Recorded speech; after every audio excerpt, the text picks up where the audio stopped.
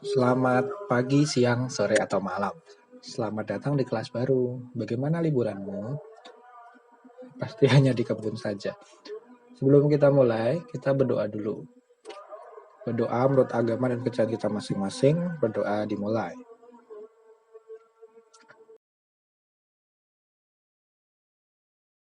Selesai. Oke, ketemu lagi di kelas matematika, masih bersama Pak Dedi. Untuk materi pertama, matematika kelas 4 adalah pecahan senilai.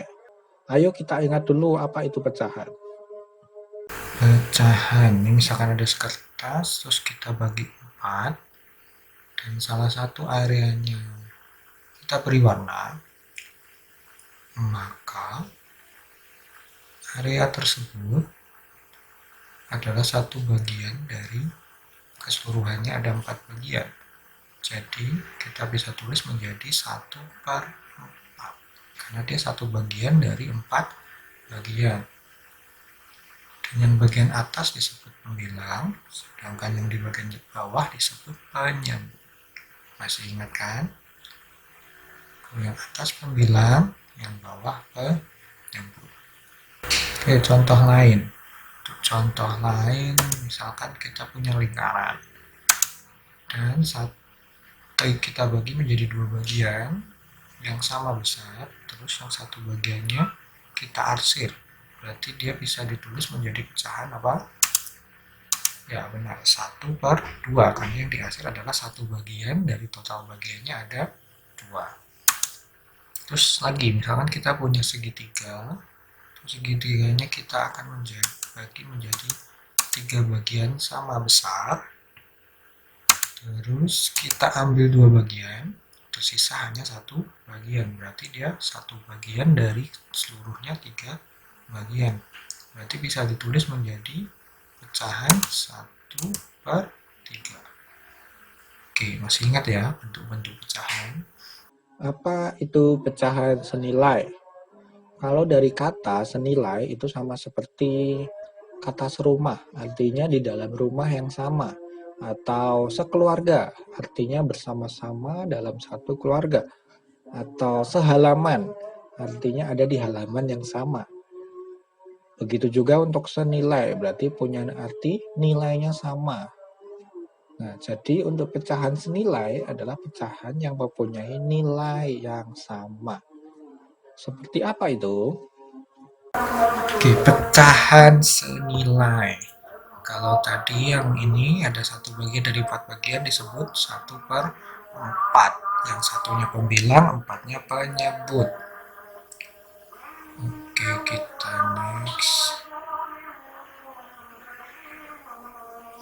Oke, ini ya, 1/4. Satunya pembilang, 4-nya penyebut.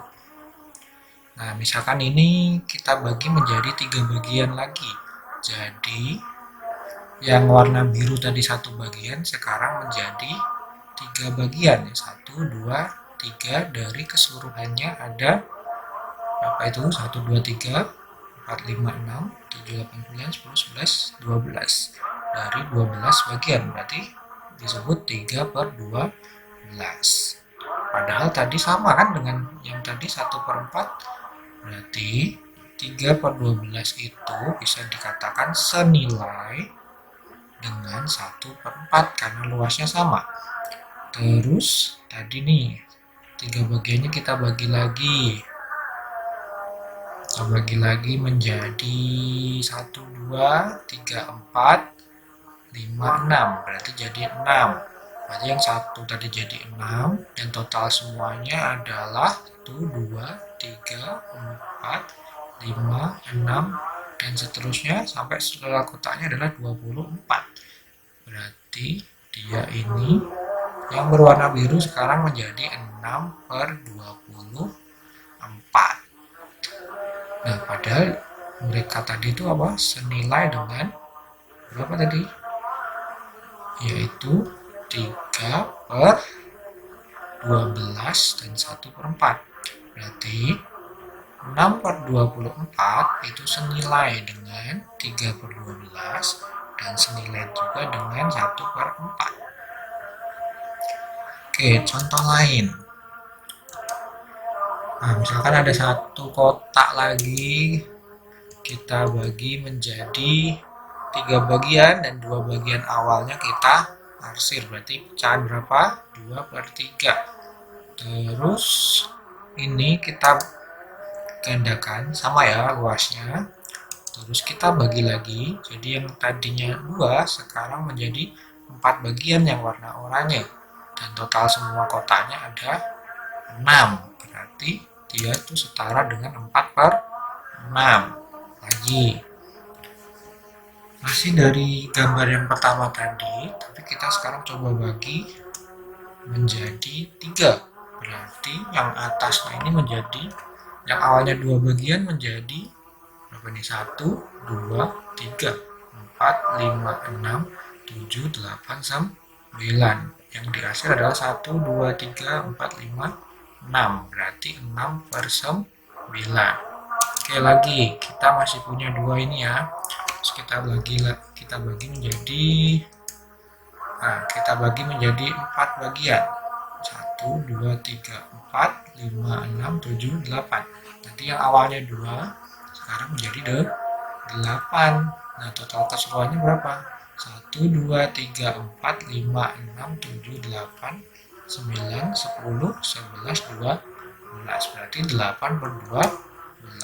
Jadi 2/3 ini senilai dengan 4/6, senilai juga dengan 6/9, senilai juga dengan 8/12. Karena luas-luasnya ini sama. Ingat ya, senilai itu berarti bernilai sama, berarti pecahan yang nilainya sama.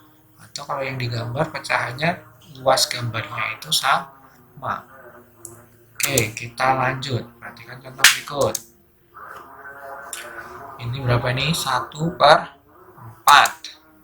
Terus kalau dibagi 2 dia menjadi berapa ini? 1, 2, 2 per 2, 3, 4, 5, 6, 7, 8. Jadi 2/8. Terus berarti ini 1/4 itu senilai dengan 2/8. Tapi coba kita perhatikan. Di sini ada angka 1, dia berubah jadi angka 2. Berarti 1 menjadi 2 itu diapakan? Dikali 2. Terus di sini ada angka 4, jadi angka 8. 4 jadi angka 8. Diapakan dia 4 jadi 8? Ternyata dikali 2.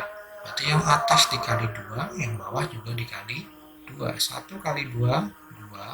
4 kali 2, 8. Berarti 1/4 itu senilai dengan 8. Ingat, lihat ya, di sini sama kali 2, yang atas juga dikali 2.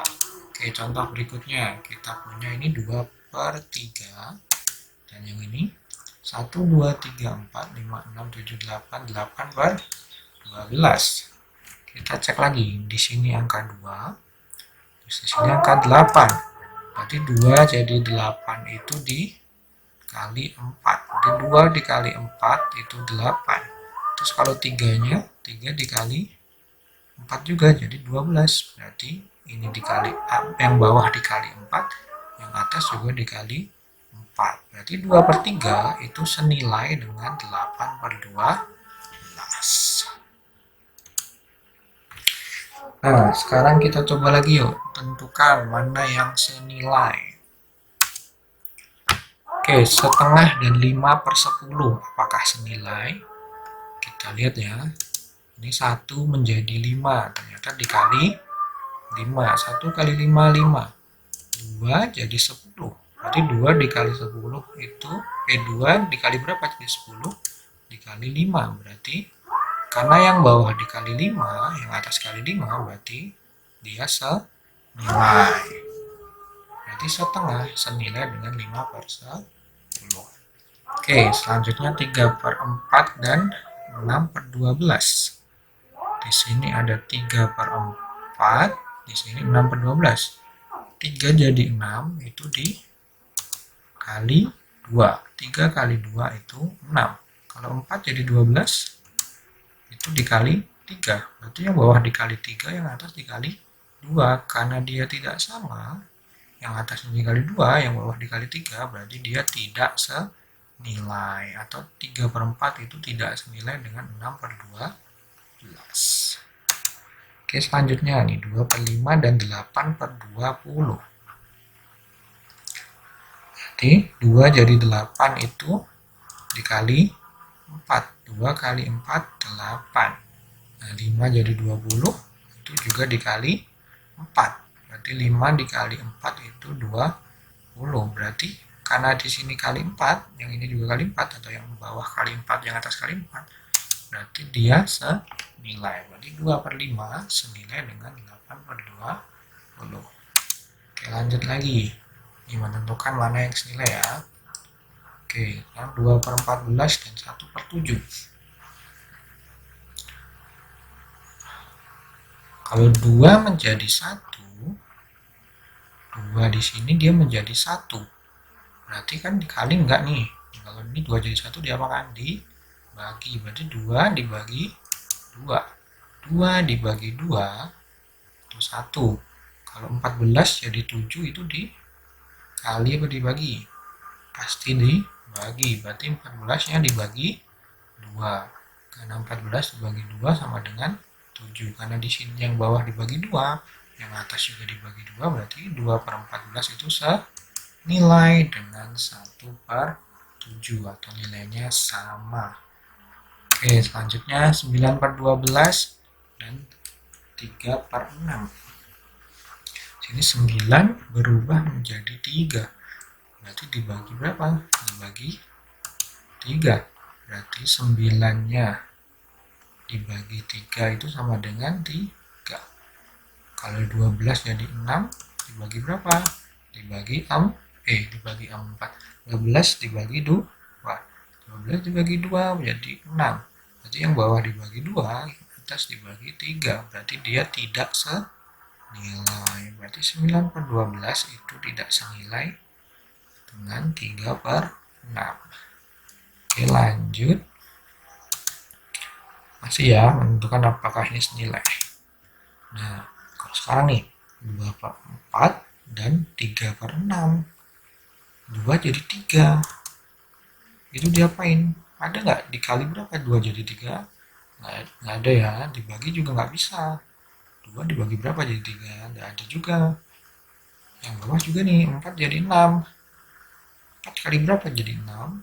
Nggak ada juga ya. Dibagi berapa jadi 6 juga nggak ada. Terus bagaimana menentukan dia senilai atau tidak? Berarti kita coba lihat di sini. Di sini 2, sini 4. 2 itu bisa dibagi 2. 4 juga bisa dibagi 2. Berarti kita 2-nya kita bagi 2, 4-nya kita bagi 2. Berarti 2 bagi 2, 1, 4 bagi 2, 2. Berarti jadinya 1 per 2. 2 dibagi 2, ini 1. 4 dibagi 2, juga 2. Ini membaginya harus sama ya, sama-sama dibagi 2. Ingat ya, kalau yang atas dibagi 2, yang bawah juga harus dibagi 2. Kalau yang bawah dibagi 2, yang atas juga harus dibagi 2. Mereka harus kompak. Oke, selanjutnya nih, 3 sama 6. Kira-kira 3 itu bisa dibagi 3. Terus apakah 6 bisa dibagi 3? Bisa juga ya, 6 bisa dibagi 3.